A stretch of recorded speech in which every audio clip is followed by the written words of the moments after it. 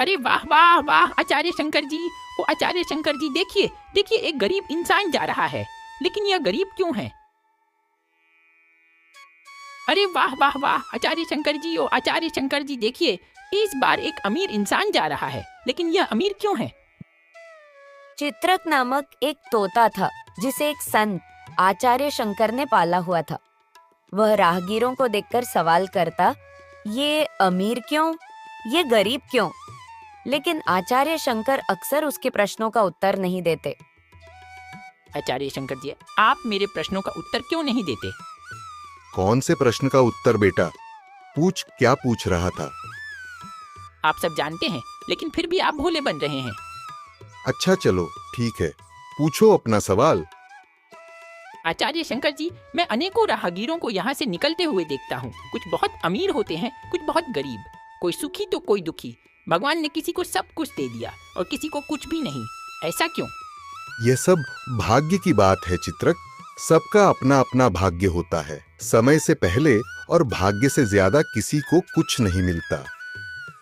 लेकिन आचार्य शंकर, यह भाग्य काम कैसे करता है? मेरे इस बड़े से दिमाग में कुछ घुस नहीं रहा। शायद तुम समझ नहीं पा रहे। चलो मैं तुम्हें एक कहानी सुनाता हूँ जिससे तुम जान सकोगे कि भाग्य कैसे काम करता है। आचार्य शंकर कहानी सुनाते हैं। बहुत समय पहले की बात है। एक गांव में धर्मपाल नाम के एक अमीर व्यक्ति रहते थे। उनके परिवार में 3 लोग थे। उनकी पत्नी सुनीता देवी और बेटी रूपलता। बेटी अब ब्याहने लायक हो गई थी, जिससे मां की चिंता बढ़ती है। सुनिए जी, अब बेटी बड़ी हो गई है, कोई योग्य वर देखकर उसका विवाह कर देना चाहिए। हाँ, तुम ठीक कहती हो। मेरी नजर में पास के गांव के मुखिया राजवीर सिंह का बेटा वीरसेन है। वह अपने पिता जैसा ही सज्जन और गुणी है। मैं कल ही उनसे बात करता हूँ। अगले दिन धर्मपाल राजवीर सिंह के ये गांव जाते हैं। आइए आइए धर्मपाल जी, बहुत दिन बाद दर्शन हुए। हाँ राजवीर सिंह जी, व्यापार में बहुत व्यस्त रहता हूँ। आज समय निकाला और सोचा आपसे मिल लूं। बहुत अच्छा किया आपने। बताइए कैसे आना हुआ? मैं चाहता हूं कि मेरी बेटी रूपलता का विवाह आपके पुत्र वीरसेन से हो जाए। यह तो बहुत शुभ प्रस्ताव है। मैं सहर्ष स्वीकार करता हूँ। इस तरह धर्मपाल की बेटी रूपलता और राजवीर सिंह के बेटे वीरसेन का विवाह हो गया। लेकिन आचार्य शंकर, अभी तक तो दोनों ही परिवार अमीर हैं, कोई भी गरीब नहीं है। हाँ चित्रक, अभी कहानी शुरू ही हुई है। आगे सुनो, तुम्हें अपने प्रश्नों का उत्तर खुद ब खुद मिल जाएगा। बेटा चित्रक, अब मैं तुम्हें आगे की कहानी सुनाता हूँ, जिससे तुम समझ सकोगे कि भाग्य कैसे काम करता है। एक घर में अब केवल 3 लोग थे। एक तो राजवीर सिंह मुखिया, दूसरा उनका बेटा वीरसेन और तीसरी बहू रूपलता। लेकिन राजवीर सिंह के देहांत के बाद समय ने करवट बदली। पिता के निधन के बाद धीरे धीरे वीरसेन बुरी संगत में पड़ गया। शराब, जुआ और तमाम बुराइयों ने उसे घेर लिया। वीरसेन अपने पिता की जमा की हुई पूंजी, यहाँ तक कि अपनी पत्नी के गहनों को भी जुए में उड़ा देता है। भाई वीरसेन, तू आज फिर से हार गया। ऐसे तो तू बड़ा आदमी नहीं बन पाएगा। अरे यार, ये मेरी फूटी किस्मत। ससुर साथ ही नहीं छोड़ती, लेकिन एक दिन मैं जरूर जीतूंगा। यही कहते कहते तो तू सब कुछ हार चुका है। कहीं इस बार अपनी पत्नी रूपलता को भी न हार जाए। खबरदार, जो मेरी पत्नी के बारे में एक शब्द भी बोला तो। तू क्या करेगा? पहले जा और खाने के लिए कुछ पैसे ढूंढो, फिर मेरे मुंह लगना। जुआ खेलने के बाद राजवीर घर पहुंचा। क्यों जी, अब तो आप सब कुछ जुए में हार चुके हैं। ये गलत आदतें कब जाएंगी? घर में अनाज का एक दाना भी नहीं बचा है। तू चुप कर, देखना एक दिन मैं इतना धन जीतूंगा कि सब कुछ ठीक हो जाएगा। अब बस भी कीजिए, चलिए मेरे मायके चलते हैं। कम से कम पेट भर खाना तो मिल जाएगा।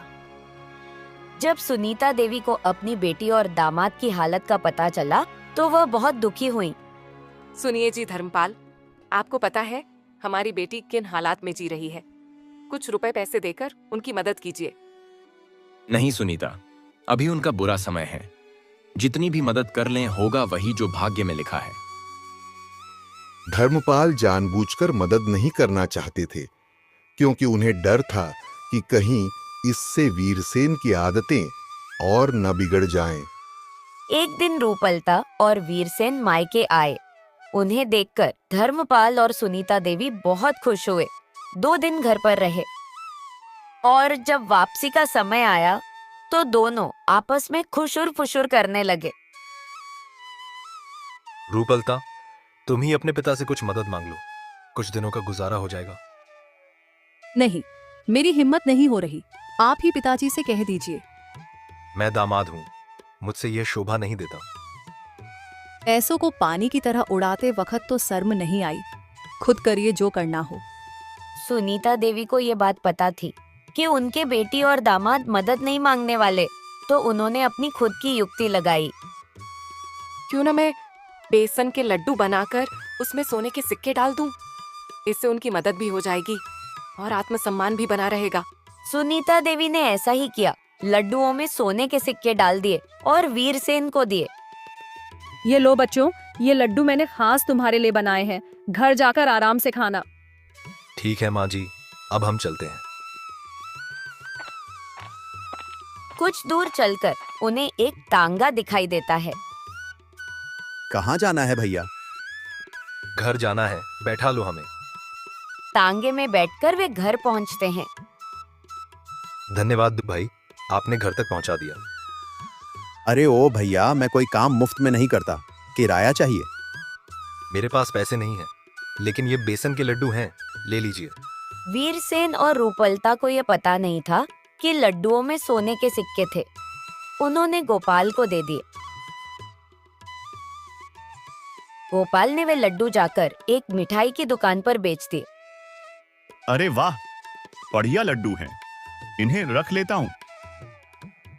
मिठाई वाला धर्मपाल का अच्छा मित्र था।